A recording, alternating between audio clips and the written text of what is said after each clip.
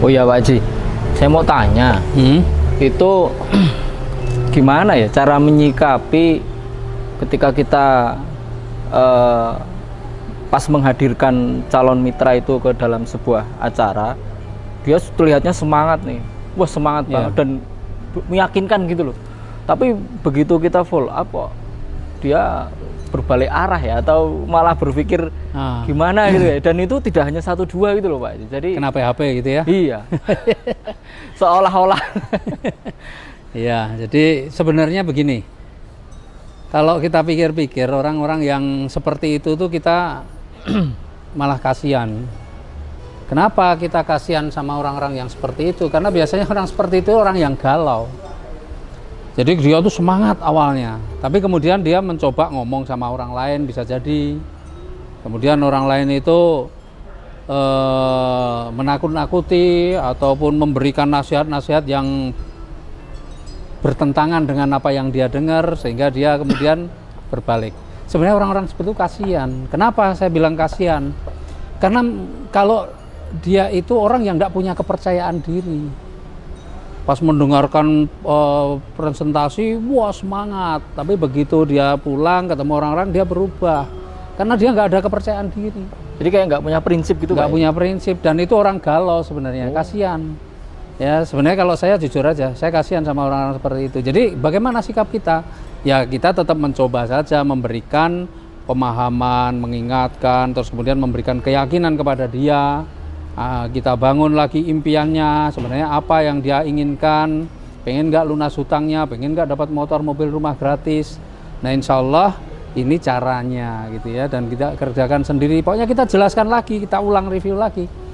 Tapi biasanya mereka-mereka yang galau itu lebih percaya pada informasi negatif daripada informasi positif. Dan memang pada dasarnya mayoritas orang itu lebih gampang kemasukan informasi negatif daripada yang positif. Meskipun kita udah jelaskan semuanya bahwa perusahaan kita legalitasnya lengkap. Kan nomor satu nih harus berpikir legalitasnya lengkap.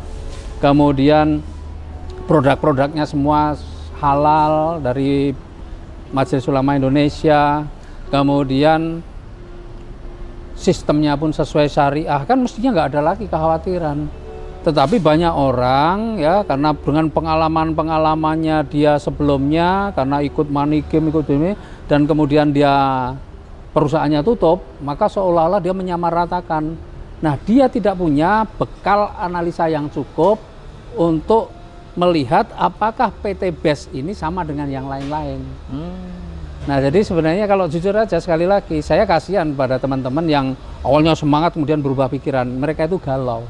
Mereka itu sebenarnya punya banyak masalah, tetapi mereka kurang punya pendirian, kurang punya sikap. Nah, selama dia masih selalu begitu, ya otomatis memang nggak bisa berhasil di usaha apapun, karena nggak punya mental pejuang, mental petarungnya nggak ada, terlalu peka telinganya dengan informasi negatif. Dan di mana-mana ya, di mana-mana orang yang selalu memperhatikan, terlalu fokus dengan berbagai macam informasi negatif atau penilaian negatif orang lain, itu nggak ada yang sukses. Karena orang yang sukses itu kadang-kadang omongan orang lain itu nggak perlu didengar. Makanya di salah satu video di YouTube saya menjelaskan bahwa ya kalau kita mau sukses itu harus ada 3 hal. Yang pertama, kita komitmen.